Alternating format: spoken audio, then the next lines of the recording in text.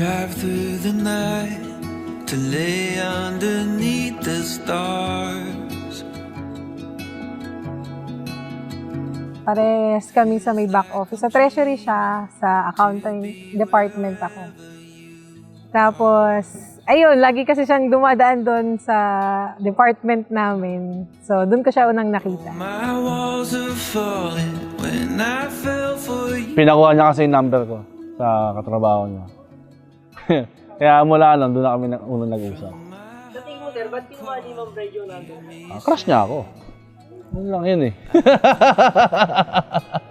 Your eyes are like oceans.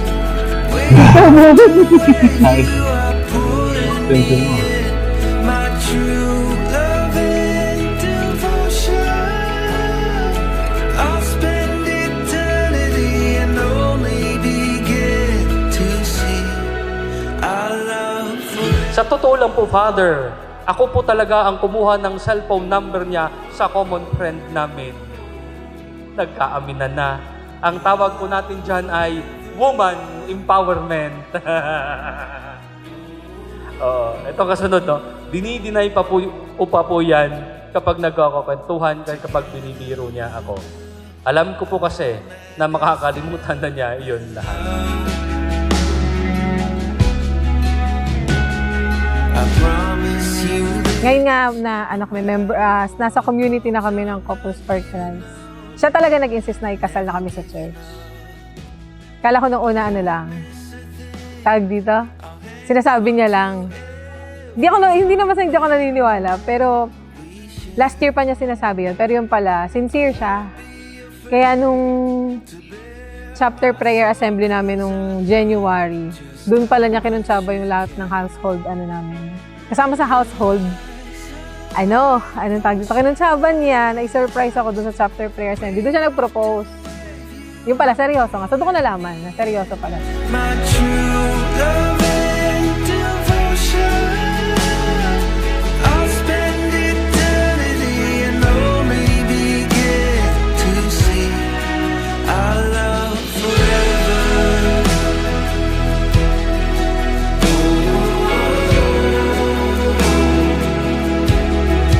Our love forever.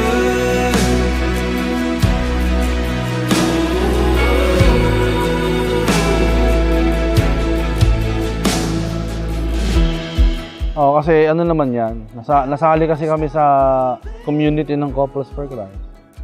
At sabi ko naman sa kanya na andun na tayo sa community, might as well na magpakasal na tayo sa simbahan. Di ba? Para maging buo talaga yung pamilya natin, na may basbas na rin tayo ng Panginoon. Kaya ako nag-propose sa kanya na pakasalan sa simbahan. Never gonna stop loving you. Love, love, love, loving you. Bakit sabay pumasok? At ang nagbukas, magulang. Simulan natin doon. Ang pagbubukas ng magulang ng pinto, nagpapakita na ang magulang ang siyang mag-aakay sa kanilang anak sa simbahan. Pangalawa, pagpasok ng mag-asawang magkasama, the entrance into the church is symbolic of the entrance into the Christian community. Doesn't matter. This I know, 'cause I love you. Love you. Natanong ko sa sarili kung bakit ganoon na lang ang tiyaga niya sa akin. Tiga Bacoor ako at siya ay taga Muntinlupa. Pero hindi siya napapagod na pumunta sa amin. Tuwing birthday ng mga magulang ko, lagi siyang nandoon.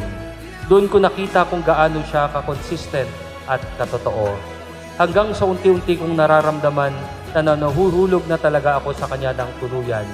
Yung comfort na matagal ko nang hinahanap, sa kanya ko pala matatagpuan.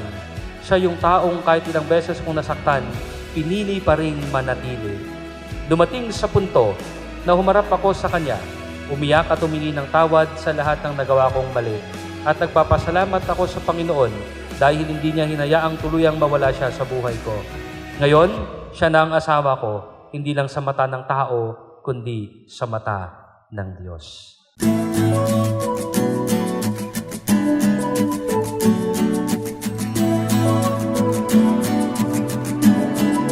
Medyo.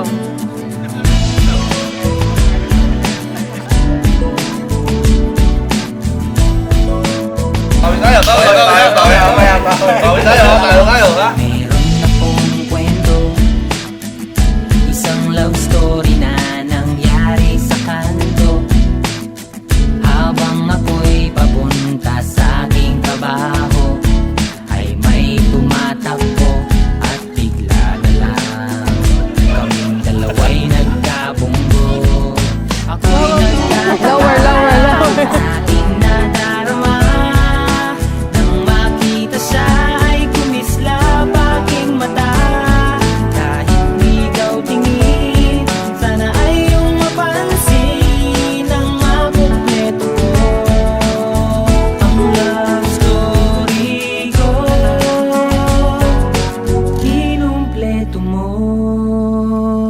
Ang love story ko.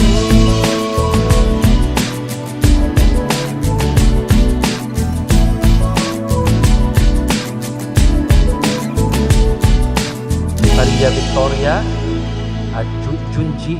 Tama, Junji? Tandaan ninyo, ang pagmamahalang ibinigay sa inyo ng Diyos ay grasya, biyaya. The capacity to love is God's gift. Ano man ang gagawin ninyo sa pagmamahalang yan, ay siyang alay ninyo pabalik sa Diyos. Ikaw ang pipiliin hanggang sa huli. Sa huli. Sa huli. Be loving and be faithful and be loving. You've been together for quite some time, so always value the gift of your parents.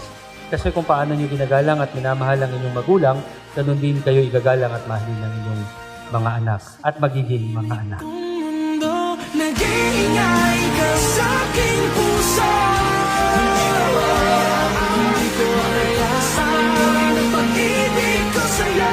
Sa dami natin pinagdaanan, kinasal tayo sa West, 12 years nang nakalipas, ngayon na may kakasal tayong simbahan. At alam kong wala pa rin magbabago sa atin, at lalo pa tayong tatay. Mahal na mahal kita, syempre. Salamat sa lahat. Sa pagtaguyod ng pamilya, sa paggawa ng best, sa pagpapalaki ng anak natin. And hoping for for Road to Forever. I love you so much.